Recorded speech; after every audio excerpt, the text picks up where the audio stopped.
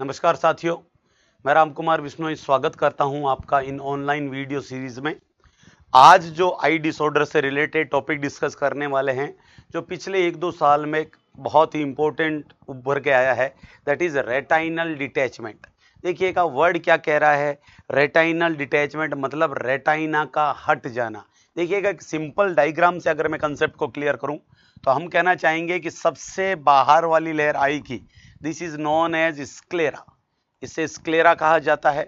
Sclera के just अंदर जो सेकंड लेयर होती है डियर, उसे किस खास नाम से जाना जाता है? उसे जाना जाता है कोरोइड के नाम से, that is better known as choroid. और कोरोइड के अंदर जो तीसरी लेयर होती है उसे कहा जाता है retina, that is retina, it is known as retina. देखिएगा इसके 2-3 बेसिक डेफिनेशन है। सबसे बेसिक डेफिनेशन तो यही है कि retina is always apposed to choroid. Retina हमेशा कोरोइड के चिपकी रहती है। अगर किसी वजह से रेटाइना और कोरोइड सेपरेट हो जाए, रेटाइना कोरोइड से हट जाए, तो उस घटना को क्या कहेंगे? रेटाइनल डिटैचमेंट कहेंगे। एक बहुत प्रेसाइज जो पिन पॉइंट डेफिनेशन है वो गौर से सुनिएगा। एक्चुअल में जो ये रेटाइना होती है, या हम एनाटॉमी फिजियोलॉजी सेक्शन में पढ़ चुके हैं, ये कितनी सब लेयर से मिलके बनी है? 10 सब लेयर से मिलके बनी है। रेटाइना में 10 सब लेयर्स होती है। जो टेंथ लेयर होती है वो तो होती है पिगमेंटेड, 10th वाली होती है पिगमेंटेड, और 9th वाली होती है सेंसरी। तो जब रेटाइना की पिगमेंटेड लेयर सेंसरी लेयर से सेपरेट हो जाती है तो उस घटना को भी रेटाइनल डिटैचमेंट कहते हैं। और ये ज्यादा बेसिक डेफिनेशन भी यही है। जो पिगमेंट्स हैं वो कभी भी कोरोइड से सेपरेट नहीं होते हैं। रेटाइना की पिगमेंटेड लेयर तो कोरोइड के बुरी तरह चिपकी रहती है, उससे सेपरेट बहुत रेयरली किया जा सकता है। इट मींस अगर रेटाइना की सेंसरी लेयर रेटाइना की पिगमेंटेड लेयर से सेपरेट हो जाए तो उस इंसिडेंस को रेटाइनल डिटैचमेंट कहते हैं। अगर ऑप्शंस में ये अवेलेबल ना हो तो आप जो एक बड़े पैमाने वाली डेफिनेशन है कि रेटाइना का कोरोइड से सेपरेट होना, उसे रेटाइनल डिटैचमेंट कह सकते हैं। उस डेफिनेशन को भी आप काम में ले सकते हैं। तो बेटा जी याद रखिएगा हमेशा, retinal detachment it means separation of, हम मेंशन कर देते हैं थ्योरी में इसको ताकि आपके दिलो दिमाग में छा जाए। सबसे पहले अगर हम बात करें what is retinal detachment, separation of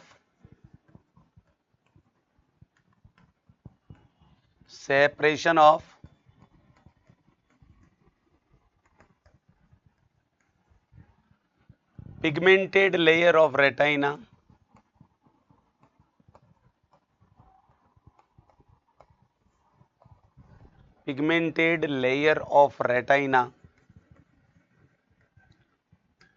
from sensory layer of retina।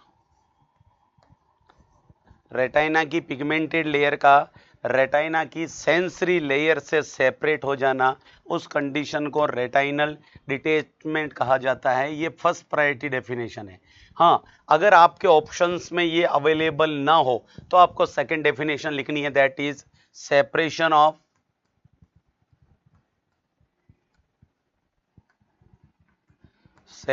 Of retina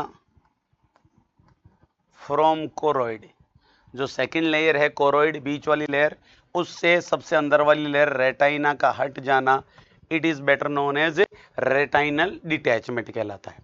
अब रेटाइनल डिटैचमेंट के कारण क्या हैं, कौन कौन से टाइप्स हैं, उस चीज को थोड़ा सा डिस्कस कर लेते हैं। What are the different types and causes, कौन कौन से टाइप्स हैं और कौन कौन से कॉजेज हैं, इनके बारे में थोड़ा सा डिस्कस कर लेते हैं। देखिएगा डियर, अगर हम कोजेज के बारे में यहां डिस्कस करें, टाइप्स के बारे में डिस्कस करें, तो सबसे पहला जो टाइप्स होता है उसे कहा जाता है प्राइमरी रेटाइनल डिटैचमेंट या रेगमेंटोजिनस रेटाइनल डिटैचमेंट। जी हां, पहला जो रेटाइनल डिटैचमेंट होगा उसे किस नाम से जाना जाएगा? उसे प्राइमरी रेटाइनल डिटैचमेंट या रेगमेंटोजिनस रेटाइनल डिटैचमेंट के नाम से जाना जाएगा। होता क्या है प्राइमरी या रेगमेंटोजिनस रेटाइनल डिटैचमेंट? गौर से सुनिएगा। एक चीज और, मैं भी आपको 2 से 3 टाइप के रेटाइनल डिटैचमेंट पढ़ाऊंगा। इसके बाद जो सेकंड हम पढ़ेंगे दैट विल बी ट्यूमर की वजह से, जी हाँ, सीरस रेटाइनल डिटैचमेंट।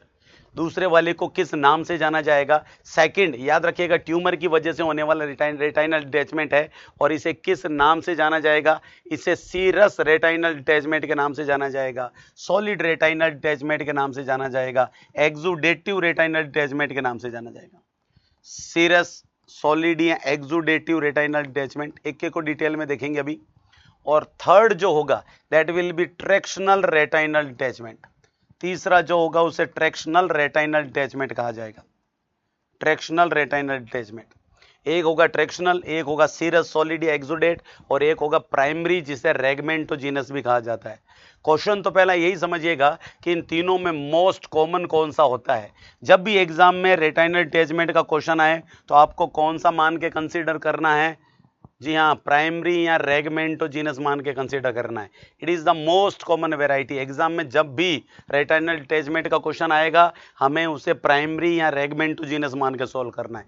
एक को देख लेते हैं, वन बाई वन देखना स्टार्ट करते हैं। और सबसे पहले हम बात कर लेते हैं ट्रैक्शन की, कि what is traction retinal detachment. Traction retinal detachment क्या होगा?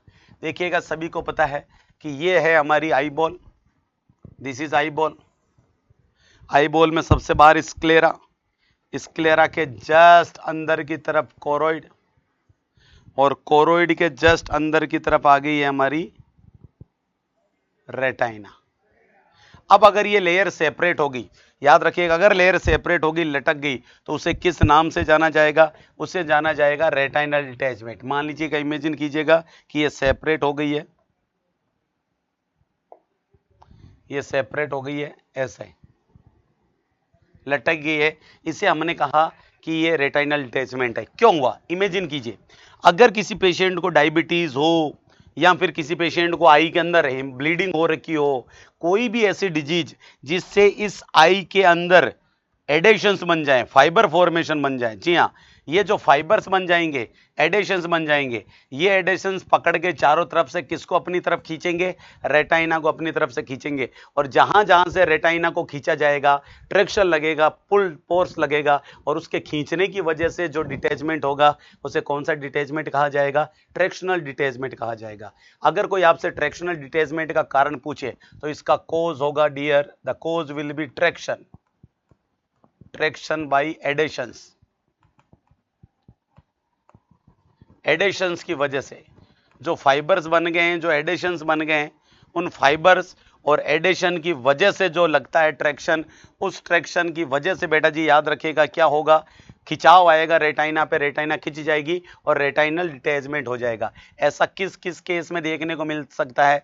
ऐसा डायबिटीज मेलाइटस के केस में देखने को मिल सकता है, ऐसा इंट्रा ओकुलर हेमरेज में देखने को मिल सकता है, इंट्रा ओकुलर ब्लीडिंग के केस में। जी हाँ, इंट्रा ओकुलर ब्लीडिंग में ये हो सकता है, डायबिटीज के केस में ये हो सकता है, ट्रैक्शनल रेटाइनल डिटैचमेंट। ट्रीटमेंट क्या होगा? एडेसियोलाइसिस। जी हाँ, याद रखिएगा, एडहेसियोलाइसिस एकमात्र ट्रीटमेंट होगा कि इन एडेशंस को सर्जरी करके रिमूव कर दिया जाए। सर्जिकल ट्रीटमेंट होगा जिसे एडेसियोलाइसिस कहा जाता है। एडेशंस को रिमूव करना क्या कहलाएगा? एडेसियोलाइसिस कहलाएगा। ये रेटाइनल डिटैचमेंट की पहली वैरायटी हुई, ट्रैक्शनल रेटाइनल डिटैचमेंट। इसके बाद जो सेकंड हमारी वैरायटी आएगी dear, that will be solid serous retinal detachment. जी हाँ, याद रखिएगा बेटा, एग्जीक्यूटिव भी कहते हैं, और इसका कारण होता है ट्यूमर, इंट्राओकुलर ट्यूमर। अगर आई में ट्यूमर बन गया है और उस ट्यूमर की वजह से टिश्यूज डैमेज हो गए, एक्सुडेट पैदा हुआ है, और एक्सुडेट की पैदा होने की वजह से अगर रेटाइनल डिटैचमेंट हो रहा है तो वो सॉलिड सीरस या एक्सुडेटिव कहलाएगा। और इसका ट्रीटमेंट क्या होगा? इसका ट्रीटमेंट भी बेटा सर्जरी होगा। क्लियर है? यानी या तो किसको रिमूव किया जाए? Removal of tumour. अगर जरूरत पड़ी तो आप ट्यूमर को रिमूव करें, और अगर कंडीशन बहुत सीवियर हो गई है तो याद रखिएगा रिमूवल ऑफ आई बॉल, पूरी आई बॉल को ही रिमूव कर दिया जाएगा, रिमूवल ऑफ आई बॉल। और ये सर्जरीज हम स्टार्टिंग में पढ़ चुके हैं। पूरी आई बॉल को रिमूव किया करना पड़ सकता है अगर ट्यूमर का केस था और उसे रेटाइनल डिटैचमेंट हो गया है तो। चलिए, थर्ड जो कंडीशन आती है बेटा जी, जो सबसे कॉमन और सबसे इंपॉर्टेंट रेटाइनल डिटैचमेंट है, दैट इज रेगमेंटोजीनस। तीसरा जो होता है दैट इज रेगमेटोजीनस, जिसे प्राइमरी रेटाइनल डिटैचमेंट भी कहा जाता है, and it is the most common type of retinal detachment. कैसे होता है वो समझिएगा।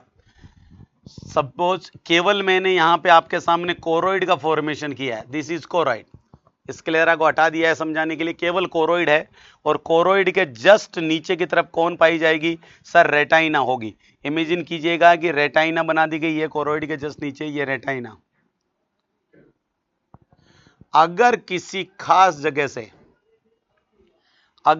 खास जगह पे रेटाइना में टीयर आ गया तो बेटा जी याद रखिएगा, इस टीयर को कहा जाता है रेगमा। इस टीयर को, इस खाली जगह को जहां से रेटाइना टूट गई है, इस जगह को क्या कहा जाता है, रेगमा कहा जाता है। और अब इस रेगमा के थ्रू धीरे धीरे फ्लूइड जाएगा, और फ्लूइड जाके किन के बीच में जमा हो जाएगा, कोरोइड और रेटाइना के बीच में जमा हो जाएगा, जिसकी वजह से ये सीन निकल के आएगा कि यहाँ की जो कोरोइड है वो लटक गई है। जी हाँ, यहाँ से जो आपकी कोरोइड और रेटाइना है वो हैंग हो जाएगी, लटक जाएगी। क्लियर है। यहां से कोरोइड जैसे जैसे फ्लूइड लीक करके ऊपर जाएगा तो याद रखिएगा, ऊपर जाने से फ्लूइड वहां जाके अटक जाएगा दोनों के बीच में, और मजबूरी में रेटाइना को नीचे लटकना पड़ेगा। अब कैसे है देखिए बेटा जी, एक डायग्राम से क्लियर कर लेते हैं कि आखिरकार फ्लूइड कैसे एस्केप होगा और कैसे रेटाइनल डिटैचमेंट होगा। ये देखिएगा, ये एक सिंपल सा डायग्राम है। अगर इसे जूम करके देखें तो यहाँ कहीं इस जगह पे कहीं पे एक ब्रेक आ जाता है, किसके अंदर, रेटाइना में। ये रेटाइना थी, रेटाइना की लेयर्स टूट गई, इस वजह से यहाँ का जो फ्लूइड था, विट्रस फ्लूइड था, उसका जो लिक्विड कंटेंट था वो सारा लिक्विड कंटेंट यूं पीछे घुस जाएगा, और किसकी के बीच में, कोरोइड और रेटाइना के बीच में। रेटाइना पे प्रेशर पड़ेगा, और रेटाइना पे प्रेशर पड़ेगा तो रेटाइना लटक जाएगी। जी हाँ, इस प्रकार की घटना को रेगमेटोजीनस या प्राइमरी रेटाइनल डिटैचमेंट कहा जाता है। बेसिकली याद रखिएगा बेटा, इसके बहुत सारे कोजेज होते हैं, मेल में मोस्ट कॉमनली होता है ये, तो लिख दीजिएगा बेटा जी, पैथोफिजियोलॉजी या मोस्ट कोज अगर देखा जाए तो इसका कोज या फैक्टर देखा जाए तो जवाब होगा रेगमा। इसका कोज होगा रेगमा, और रेगमा का मतलब क्या होगा, रेगमा बोले तो टीयर इन रेटाइना। अगर रेटाइना में एक टीयर आ जाता है तो उसे किस नाम से जाना जाएगा, उसे रेगमा के नाम से जाना जाएगा। और उसकी वजह से क्या होगा, इनकी वजह से होगा there will be seeping of fluid leak कर जाएगा between retina and choroid. Fluid retina and choroid के बीच में सीप कर जाएगा, घुस जाएगा, और जैसे ही वहाँ फ्लूइड घुसेगा वहाँ पे प्रेशर जनरेट होगा, और उसकी वजह से फर्दर रेटाइनल डिटैचमेंट हो जाएगा। फर्दर रेटाइनल डिटैचमेंट, और ज़्यादा प्रेशर पड़ेगा तो रेटाइना वहाँ की लटक जाएगी, there will be further retinal detachment. जी हाँ बेटा, इस वजह से रेटाइनल डिटैचमेंट देखने को मिलता है। ऐसे रेटाइनल डिटैचमेंट होता है। कारण समझ में आ गया। मोस्ट कॉमन कारण यही होता है बेटा जी कि वहां पे किस में टीयर आ जाना, रेटाइना में टीयर आ जाना, जिसे रेगमा के नाम से जाना जाता है। ये मोस्ट कॉमन चीजें निकल के आती है। अब क्वेश्चन निकल के आता है कि सर आपने कहा कि रेटाइना में टीयर आ जाता है, क्यों आ जाता है, रेटाइना के टीयर का क्या कारण है। चलिए जी, रेटाइना के टीयर का सबसे बड़ा कारण, मोस्ट कॉमन कॉज होगा डीजनरेटिव चेंजेस। एज की वजह से डीजनरेटिव चेंजेस, जैसे जैसे उम्र बढ़ती जाएगी उनकी वजह से रेटाइना में टीयरिंग स्टार्ट हो जाएगी, नेक्रोसिस स्टार्ट हो जाएगा। और दूसरा कारण होता है ट्रोमा। जी हाँ, मोस्ट कॉमन कॉज में फर्स्ट प्रायोरिटी आपकी हमेशा रहेगी डीजनरेटिव चेंजेस, और ये ऑप्शन में अवेलेबल ना हो तो याद रखिएगा सेकंड प्रायोरिटी रहेगी ट्रोमा। इसकी वजह से रेटाइना में चेंजेस आते हैं, रेटाइना में टीयर आ जाता है।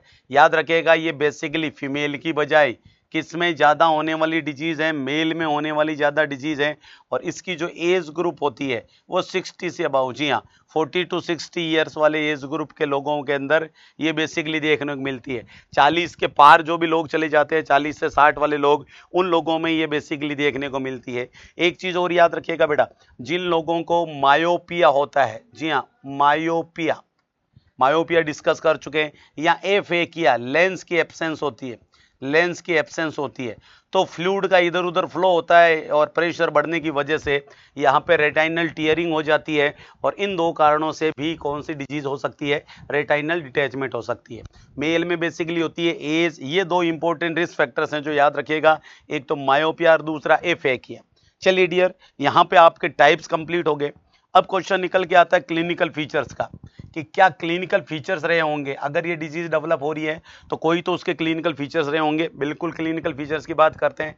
सबसे पहला फीचर देखिएगा डियर, अगर रेटाइना गिर जाएगी, अगर रेटाइना डिटैच होकर लटक गई तो हमारे विजुअल फील्ड में हमें एक पर्दा नजर आएगा। जी हाँ, appearance of a wheel in visual field, appearance of, अब एग्जामिनर कभी इसे व्हील बोल देता है, कभी क्लाउड बोल देता है बादल, या फिर कभी कर्टन बोल देता है पर्दा, किसी भी नाम से आए, appearance of a wheel, cloud और कर्टन इन विजुअल फील्ड। आपके विजुअल फील्ड में एक पर्दा, एक बादल आ जाता है और ये बहुत ही क्या कह सकते हैं आप, मोस्ट सेंसिटिव इंडिकेटर। जी हाँ, रेटाइनल डिटैचमेंट का सबसे सेंसिटिव इंडिकेटर अगर कोई है तो जवाब मिलेगा वो होता है आपका कर्टेन आ जाना। चलिए सेकंड अगर बात किया जाए, धीरे धीरे रेटाइना जब सेपरेट हो जाएगी, लगभग सारी रेटाइना सेपरेट हो जाएगी, तो रेटाइना को न्यूट्रिशन कहाँ से मिलता है, ये हमने एनाटॉमी फिजियोलॉजी में पढ़ा था। रेटाइना को न्यूट्रिशन मिलता है ऊपर वाली कोरोइड से। तो जब कोरोइड से सेपरेट ही हो गई तो इट मीन्स रेटाइना को अब न्यूट्रिशन नहीं मिलेगा, और न्यूट्रिशन नहीं मिलेगा तो रेटाइनल सेल डेड हो जाएगी। और एक चीज याद रखिएगा, रेटाइना सीएनएस का पार्ट है, ब्रेन का पार्ट है, डायनसिफलोन से पैदा होता है, it is a part of CNS. तो अगर रेटाइना की ब्लड सप्लाई कटी, रेटाइना डैमेज होगी अगर एक बार, तो जिंदगी भर के लिए डैमेज है। अब रेटाइना में रीजनरेशन नहीं होगा। इस वजह से पेशेंट में क्या हो सकता है, जी हाँ, विजुअल लॉस हो सकता है।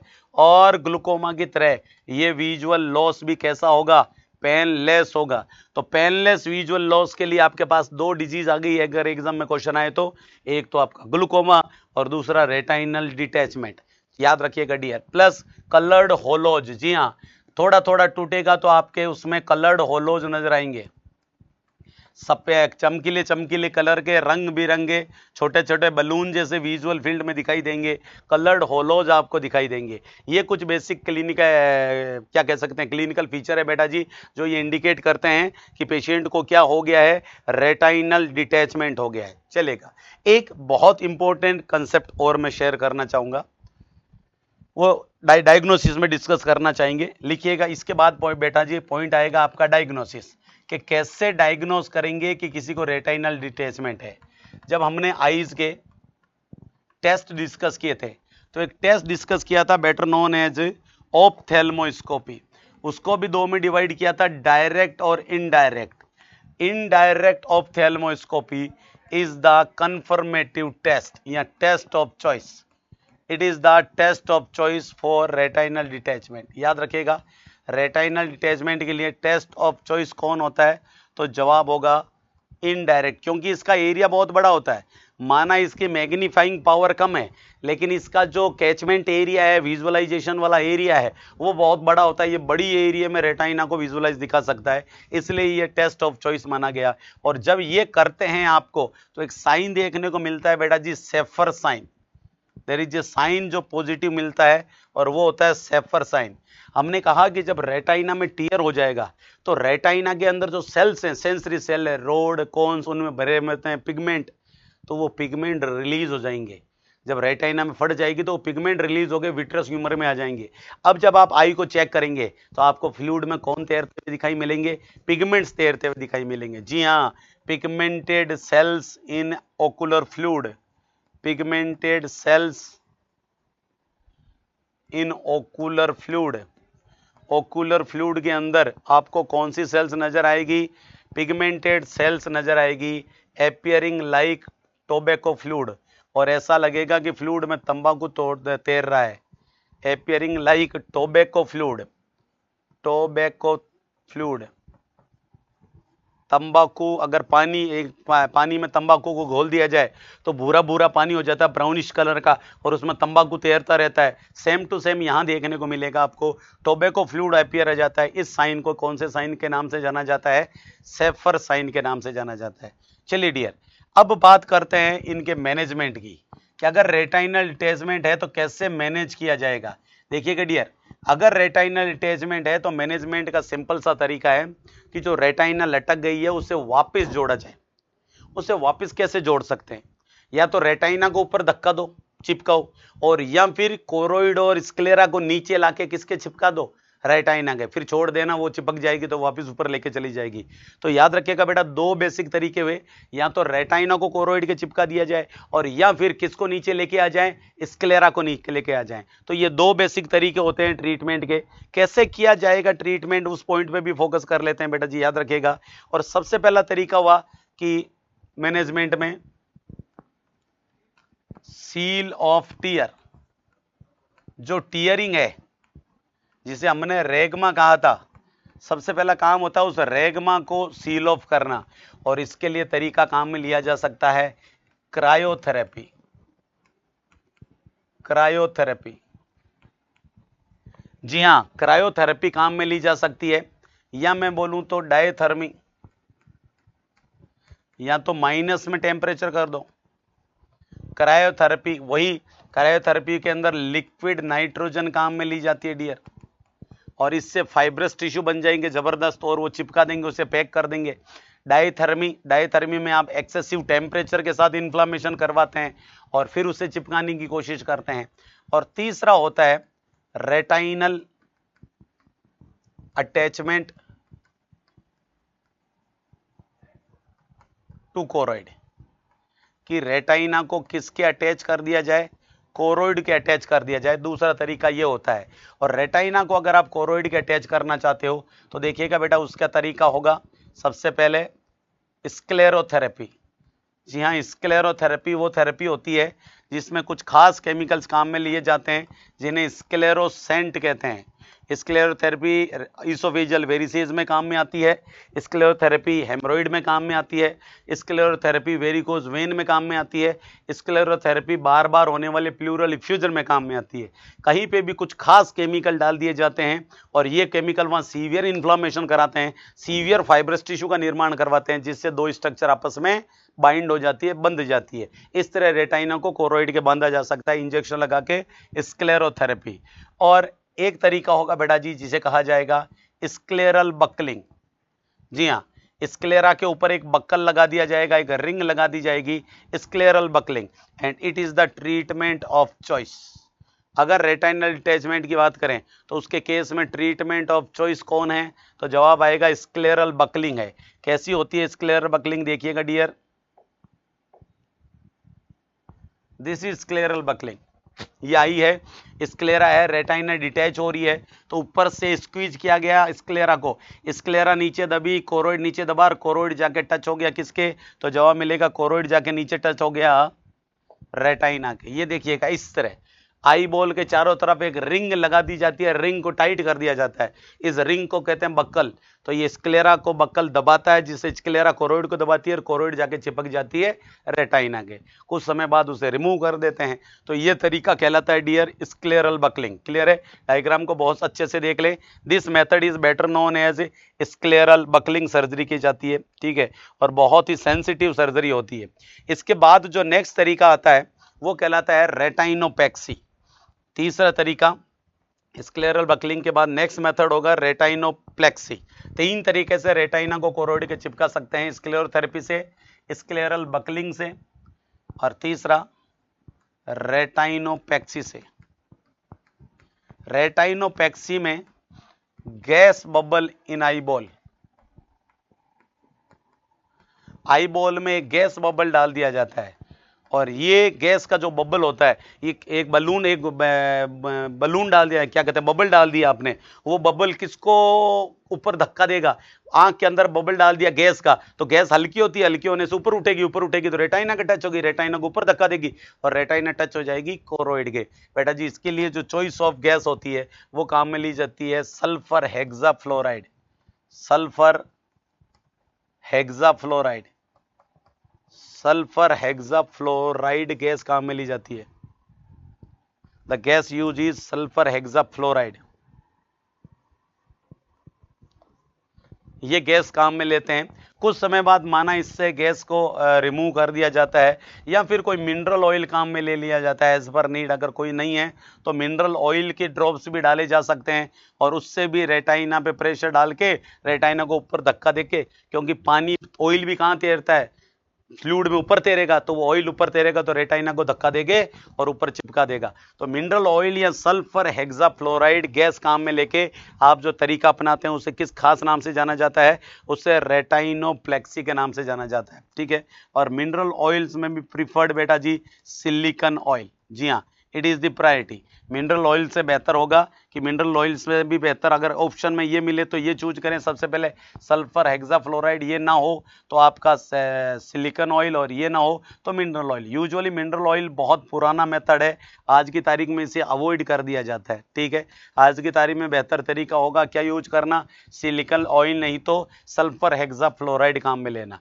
क्लियर है जी। अब देखिएगा एग्जामिनर हमसे क्या पूछेगा सर, ये क्वेश्चंस एग्जामिनर आपसे केयर का क्वेश्चन पूछेगा, post operative care. Post operative care के बारे में एक दो चीजें खास याद रखेगा कि सबसे पहले पेशेंट को क्या दिया जाएगा, रेस्ट, और प्रीफर्ड जो पोजीशन होती है वो होती है प्रोन पोजीशन। बाकी एज पर टीयर, जिस साइड में टीयर था उस साइड में होगी, लेकिन मैक्सिमम जो टीयर आते हैं उनके लिए जो सबसे प्रीफर्ड पोजीशन होती है स्क्लेरोथेरेपी में वो कौन सी पोजीशन होती है, प्रोन पोजीशन। जी हाँ, पेशेंट को मुंह के बल लेटा दिया जाता है, पेशेंट प्रोन पोजीशन में लेटा रहता है। क्वेश्चन निकल के आता है कि सर आपने बेड रेस्ट दिया है कितनी डेज के लिए, 2 डेज के लिए, 2 दिन के लिए तो स्ट्रिक्ट बेड रेस्ट होता है, उसके बाद वो पेशेंट मूव कर सकता है, लेकिन मैक्सिमम टाइम उससे कौन सी पोजीशन अख्तियार करनी पड़ती है, प्रोन पोजीशन। एक खास चीज पेशेंट को कहा जाता है avoid jerky movement of head, वो अपने हेड के जर्की मूवमेंट ना करे, अदरवाइज बकल हट सकता है, बलून इधर से उधर जा सकता है, फर्दर टीयरिंग हो सकती है, डिटैचमेंट हो सकता है। प्लस उसे कहा जाता है अवॉइड वेट लिफ्टिंग, कि वो वेट लिफ्टिंग भी ना करे। पेशेंट को 2-3 खास चीजें आप एजुकेट करोगे, पहला कि अब वो अब हेड के जर्की मूवमेंट ना करे, दूसरा कि वो पेशेंट क्या ना करे, वो वेट लिफ्टिंग ना करे, इसके साथ उसे टीवी विंग से, जी हाँ, अवॉइड आई स्ट्रेस, उसे कहा जाता है कि वो कोई भी ऐसा काम ना करे जिससे आई पे स्ट्रेस पड़े, मतलब स्ट्रेस से रोकने के लिए कहने का मतलब टीवी वॉचिंग ना करे, रीडिंग ना करे, रीडिंग या वॉचिंग टीवी या मोबाइल ये अवॉइड किया जाता है, आंखों को रेस्ट दिया जाता है, याद रखिएगा, वॉचिंग टीवी या मोबाइल ये अवॉइड करना है, आंखों को स्ट्रेस से अवॉइड करना है, रेस्ट देना है। कैसे रेस्ट देंगे, तो उसे कहा जाएगा कि डे में क्या काम करें, यूज आई ग्लासेज, दिन में आई ग्लासेज काम में लें, at day, and eye patches at night, और नाइट को आई पैचेज काम में लें ताकि आंखों की सेफ्टी बनी रहे और उसे रेस्ट दिया जा सके। डे में eye glasses and at day and eye patches at night, night को उसे आई पैचेज काम में लेने के लिए कहा जाता है, ये याद रखेगा। कोई भी ऐसा काम नहीं करने को कहा जाता जिससे इंट्राओकुलर प्रेशर बढ़े, एक्टिविटीज शुड बी अवॉइडेड, ऐसी एक्टिविटीज को अवॉइड करने को कहा जाता है विच कैन इंक्रीज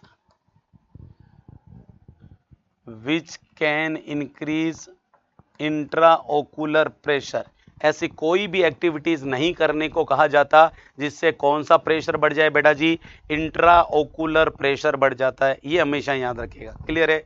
चलिए अब हमारा क्वेश्चन एक बेसिक निकल के आ गया कि आपने कहा कि सर उसे आई ग्लासेज पैचेज लगाने चाहिए, उसे टीवी वॉच नहीं करना चाहिए, कब तक नहीं करना चाहिए, 3 to 5 वीक, 3 से 5 सप्ताह तक टीवी बुक रीडिंग नहीं करनी है, वेट लिफ्टिंग वगैरह उसे कितने वीक तक नहीं करनी है, 6 वीक्स तक उसे वेट लिफ्टिंग नहीं करनी है। 6 सप्ताह का मतलब सॉरी 6 सप्ताह का मतलब बेटा जी कितना मंथ हो गया, 1.5 मंथ तक उसे याद रखिएगा। प्लस अगर उसने थेरेपी ली है बबल्स वाली और सिलिकॉन ऑयल यूज लिया है तो फॉलोअप दिया जाता है 3 मंथ पे, follow up at 3 month to remove silicone oil. Silicone oil को रिमूव करने के लिए 3 मंथ पे फॉलोअप करने के लिए कहा जाता है। इस वीडियो लेक्चर के लिए इतना ही। Thank you, thanks a lot.